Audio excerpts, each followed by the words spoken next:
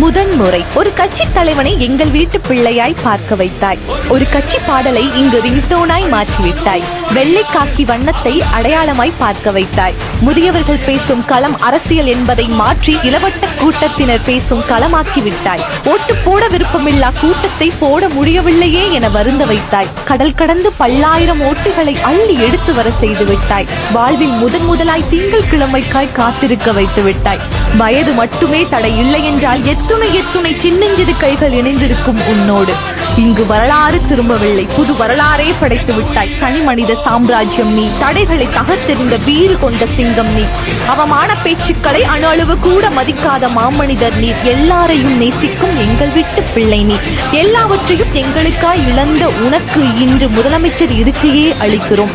புது மாற்றம் உருவாகும் என்று உங்களை மட்டுமே நம்பி முதலமைச்சர் சி. ஜோசப் விஜய் அவர்களுக்கு எங்களுடைய மனமார்ந்த வாழ்த்துக்கள்.